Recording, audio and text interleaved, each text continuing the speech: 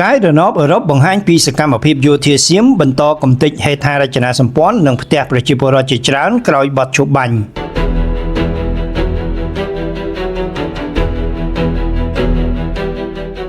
អង្គការការពារសិទ្ធិមនុស្សលីកាដូនៅថ្ងៃអង្គារទី20ខែមករាឆ្នាំ2026បានចេញផ្សាយរបាយការណ៍ដែលទទួលបានពីផ្កាយរណបរបស់ទីភ្នាក់ងារអវកាសអឺរ៉ុបថតជាប់ទង្វើយោធាសៀមកំពុងបំផ្លាញហេដ្ឋារចនាសម្ព័ន្ធនិងផ្ទះសម្បែងរបស់ប្រជាពលរដ្ឋខ្មែរជាច្រើននៅតំបន់ចំនួន2ដែលភាគីសៀមកំពុងគ្រប់គ្រងក្រោយមានបទឈប់បាញ់នាថ្ងៃទី27ខែធ្នូឆ្នាំ2025កន្លងទៅយោងតាមរូបភាពពីផ្កាយរណបរបស់ទីភ្នាក់ងារអវកាសអឺរ៉ុប European Space Agency Sentinel-2 បានបង្ហាញឲ្យឃើញនៅផ្ទះសម្បែងជាច្រើននៅក្នុងភូមិជោគជ័យនិងតំបន់បឹងត្រកួនស្ថិតក្នុងខេត្តបន្ទាយមានជ័យត្រូវបានឈូសឆាយនិងបំផ្លិចបំផ្លាញដោយកងកម្លាំងប្រដាប់អាវុធសៀមអស់រយៈពេលជាច្រើនថ្ងៃនិងសប្តាហ៍បើទោះបីជាមានបទឈប់បាញ់រវាងកម្ពុជាសៀមចូលជាធរមានតាំងពីខែធ្នូឆ្នាំ2025មកម្លេះការវាយបំផ្លិចបំផ្លាញនេះកំពុងត្រូវបានធ្វើឡើងនៅក្នុងតំបន់ដែលកំពុងប្រទាញប្រទង់គ្នាដែលទាំងកម្ពុជានិងសៀមសុទ្ធតែអះអាងថាជាទឹកដីរបស់ខ្លួននិងមួយផ្នែកទៀតនៅក្នុងតំបន់ដែលភាគីទាំងពីរបានទទួលស្គាល់រួចទៅហើយថាជាទឹកដីកម្ពុជានិងទឹកដីសៀមអង្គការលីកាដូបានតវ៉ាថាទោះបីជាផ្ទះសម្បែងដែលត្រូវបានបំផ្លិចបំផ្លាញទាំងនោះស្ថិតនៅក្នុងទឹកដីនៃប្រទេសណាមួយក៏ដោយ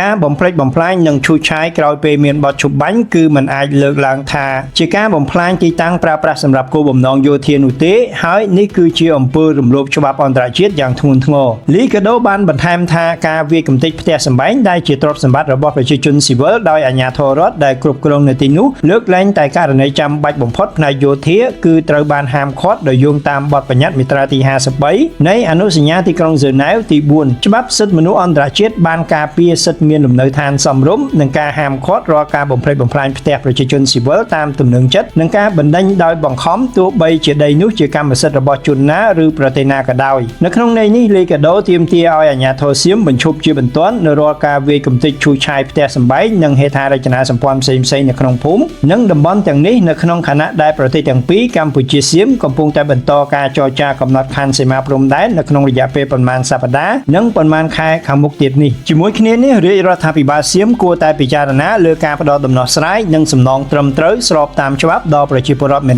នាក់ៗក្រុមគ្រួសារនិងសហគមន៍ដែលរងផលប៉ះពាល់ទៅតាមទំហំនៃការខូចខាតយ៉ាងដំណំពីការបំផ្លិចបំផ្លាញផ្ទះសម្បែងនិងទ្រព្យសម្បត្តិរបស់ពួកគេដែលឡែកចំពោះកម្ពុជាលីកាដូក៏បានអំពាវនាវឲ្យអាជ្ញាធរត្រូវតែធានាថាប្រជាពលរដ្ឋដែលមកពីតំបន់ទាំងនេះទទួលបាននៅកន្លែងស្នាក់នៅសមរម្យខណៈដែលពួកគេកំពុងតែភៀសសឹកចាកចេញពីលំនៅឋានរបស់ពួកគេឲ្យស្របតាមច្បាប់សិទ្ធិមនុស្សអន្តរជាតិ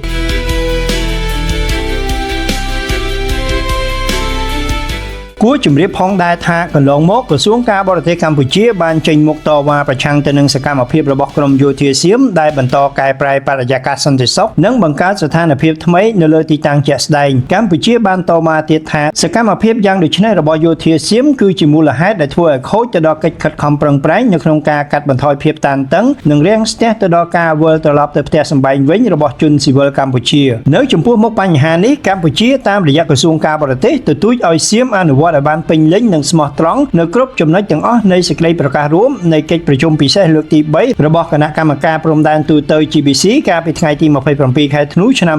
2025និងកិច្ចព្រមព្រៀងពាក់ព័ន្ធនានាបន្ថែមពីនេះទៅទៀតក្រសួងការបរទេសកម្ពុជាក៏បានតវ៉ាថាសកម្មភាពទាំងនេះបានប៉ះពាល់យ៉ាងធ្ងន់ធ្ងរទៅដល់អធិបតេយ្យនិងបូរណភាពទឹកដីកម្ពុជាបង្កឡើងនៅថ្ងៃទី19ខែមករាឆ្នាំ